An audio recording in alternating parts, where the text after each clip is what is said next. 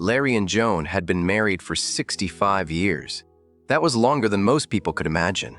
They had grown old together, raised children together, and argued together almost every single day. Even now, on the way to a family party, they couldn't stop bickering. They argued about the road, about the music, and about who forgot what. The argument became so loud that Larry almost missed a turn and nearly crashed the car. When they finally arrived at their son's house, the family greeted them with smiles and laughter.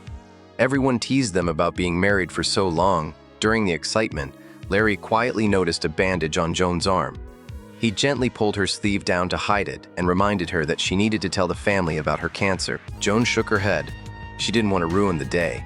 Their grandchild's gender reveal was happening, and she asked Larry to give her just one more day. Inside the house, the family mentioned finding an old box of photographs. Joan looked through them and stopped when she saw a picture of herself as a young bride standing beside Luke, her first husband. Luke had died in the war many years ago. Larry noticed her reaction but said nothing. Later, while eating pretzels in the kitchen, Larry suddenly began to choke. He tried to breathe, but his body failed him. Joan rushed toward him, but before anyone could help, Larry collapsed to the floor. Larry woke up somewhere strange. He was sitting on a train, and pink confetti floated down around him. His head felt light, and nothing made sense. A child in a large suit walked past him, said something confusing, and disappeared. When the train stopped, Larry stepped onto a platform filled with people wearing hospital gowns. He followed them into a large hall full of noise and movement. A receptionist calmly told him he hadn't been taken anywhere. He was simply waiting. After many hours, a woman named Anna woke him up. She introduced herself as his afterlife coordinator and explained the truth. Larry had died. At first, he refused to accept it, but when Anna showed him a mirror, Larry saw a younger version of himself staring back. Anna explained that people appeared as the version of themselves from their happiest time in life. This place was called the Junction. It was not heaven or hell. It was only a stop before eternity. Larry didn't want eternity. He wanted Joan. Anna warned him that death could not be reversed and told him never to open the red door scattered throughout the building. Larry was given a temporary room and brochures showing different eternal worlds. Once he chose one, it would be final. But Larry couldn't choose. Joan was still alive.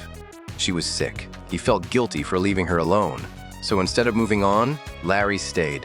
After 7 days, he took a cleaning job so he could remain in the Junction longer. He waited for Joan every day. Days passed, then weeks. Joan did not arrive. To keep himself busy, Larry started planning an eternity that he believed Joan would love. He wanted her to feel safe and comfortable when she finally came. Back on Earth, Joan's illness grew worse. Eventually, she passed away peacefully and woke up on the same train Larry once rode. When she arrived at the Junction, Larry saw her immediately. He ran toward her, overwhelmed with relief. But before they could truly reunite, another coordinator named Ryan stepped in. Ryan guided Joan away and brought her to Luke. Luke had been waiting for her for 67 years. Luke looked young, just as he had before the war. Their reunion was quiet and emotional. Joan felt shocked and confused. She loved Larry, but Luke had been her first love. When Joan learned she had to choose one person to spend eternity with, panic took over. She felt trapped. Arguments broke out between Larry and Luke. Joan cried and begged for time. Seeing her pain, the coordinators made a rare exception. Joan would be allowed to visit 2 eternities, one with Larry and one with Luke, before deciding. Joan first visited Luke's eternity. It was calm and beautiful, filled with mountains and forests.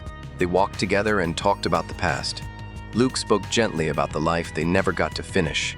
Joan felt warmth, but also distance. When Luke showed her the archives, where memories could be relived, things became harder.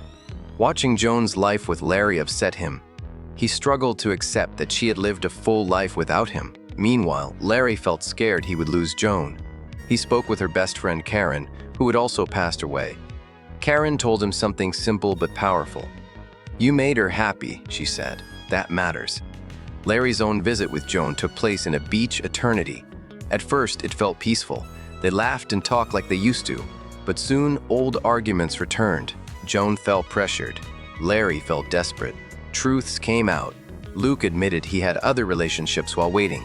Larry admitted he almost left the junction, but stayed when he saw Joan arrive. Joan felt exhausted and overwhelmed. That night, she drank with Karen and finally understood something important. Being dead meant she was free. She did not owe anyone anything. The next morning, Joan gathered both men and told them her decision. She chose neither of them.